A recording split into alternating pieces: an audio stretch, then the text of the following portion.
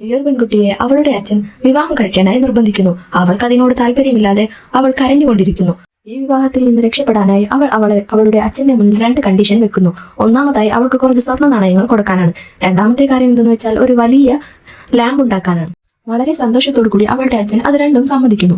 അങ്ങനെ അവൾക്ക് വേണ്ടി ഒരു വലിയ ലാമ്പ് ഉണ്ടാക്കുന്നു. ബാക്കി വന്ന സ്വർണ്ണ നാണയങ്ങൾ കൊണ്ട് അവൾ അതിനകത്തൊരു റൂം പോലെ സെറ്റ് ചെയ്യുന്നു. എന്നിട്ട് അതിനുള്ളിൽ ഒളിച്ചിരുന്നിട്ട് അച്ഛൻ അവൾ കത്തെഴുതുന്നു, അവൾ മരിക്കാൻ പോവുകയാണെന്ന് പറഞ്ഞ്. ഇത് കണ്ട അച്ഛൻ കത്ത് വായിച്ച് പൊട്ടിക്കരഞ്ഞു. അവൾ മരണപ്പെട്ടെന്ന് കരുതി അവളുടെ അച്ഛൻ ആ ലാമ്പ് ഒരാൾക്ക് വിൽക്കുന്നു. അയാൾ അത് കച്ചവടത്തിനായി പുറത്തു കൊണ്ടുപോയി. അവിടേക്ക് ഒരു രാജകുമാരൻ വന്നപ്പോൾ അവൻ അത് വളരെ ഇഷ്ടമായി. രാജകുമാരൻ ആ ലാമ്പ് മേടിച്ചു അവന്റെ മുറിയിൽ കൊണ്ടുപോയി വെക്കുന്നു. പിന്നീട് എന്നും രാത്രി രാജകുമാരന് ഭക്ഷണങ്ങൾ കൊണ്ടുവരുമ്പോൾ അവൻ കഴിക്കാതെ തന്നെ ഭക്ഷണങ്ങൾ കുറഞ്ഞതായി അവന് തോന്നുന്നു. അവനത് അവിടുത്തെ ജോലിക്കാരികൾ എടുത്തതാവുമെന്ന് കരുതി അവരോട് തർക്കിക്കുന്നു. ദിവസങ്ങൾ കഴിയുന്തോറും ഇത് തന്നെ നടന്നുകൊണ്ടിരിക്കുന്നു. ഒരു ദിവസം രാജകുമാരൻ ഉറങ്ങാതെ ഇരുന്നു. അന്ന് രാത്രി ആ ലാമ്പിൽ നിന്ന് പുറത്തു വന്ന ആ പെൺകുട്ടി രാജകുമാരന്റെ ഭക്ഷണം എടുത്ത് കഴിക്കുന്നത് അവൻ കണ്ടു. അവൻ അവളെ പിടിച്ചു നിർത്തി. അവൾ എന്തിനാണ് ഇങ്ങനെയൊക്കെ ചെയ്തതെന്ന് രാജകുമാരൻ അവളോട് ചോദിച്ചു. അവൾ അവളുടെ കഥകളെല്ലാം രാജകുമാരനോട് പറഞ്ഞു. പിന്നീട് അങ്ങോട്ട് അവർ രണ്ടുപേരും എല്ലാ രാത്രികളിലും സംസാരിച്ചിരിക്കുമായിരുന്നു. രാജകുമാരന് അവളെ വളരെ ഇഷ്ടമായിരുന്നു.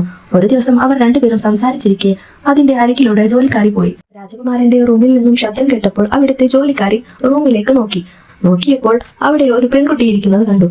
ഇത് കണ്ട വേലക്കാരി ഓടിപ്പോയി രാജകുമാരനെ വിവാഹം കഴിക്കാൻ പോകുന്ന പെൺകുട്ടിയോട് പറഞ്ഞു. ഇത് കേട്ട അവൾ ദേഷ്യം വന്നു. അവൾ ആ ലാമ്പ് എടുത്തുകൊണ്ടുവന്ന് അതിൽ മുഴുവനും മെഴുകുതിരി കത്തിക്കാൻ തുടങ്ങി. ചൂട് കാരണം അതിനുള്ളിലിരുന്ന പെൺകുട്ടി പുറത്തേക്ക് വന്നു.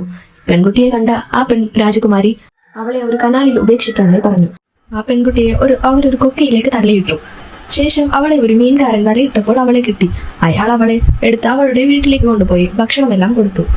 അവളെ കാണാതെ ആയപ്പോൾ രാജകുമാരന് വയ്യായിക വന്നു തുടങ്ങി. ദിവസം കഴിയുന്തോറും രാജകുമാരന്റെ അവസ്ഥ വളരെ മോശമായി തുടങ്ങി.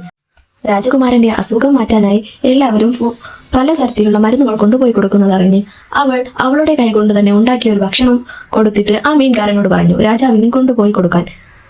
അയാൾ അത് രാജകുമാരന് കൊണ്ടുപോയി കൊടുത്തിട്ട് ആ പെൺകുട്ടി ഉണ്ടാക്കിയതാണെന്ന് പറഞ്ഞപ്പോൾ അവന്റെ അസുഖമെല്ലാം മാറിക്കിട്ടി. അവൻ അവളെ കാണണമെന്ന് പറഞ്ഞു അവളെ കണ്ടുപിടിച്ച് വിവാഹം കഴിച്ചു.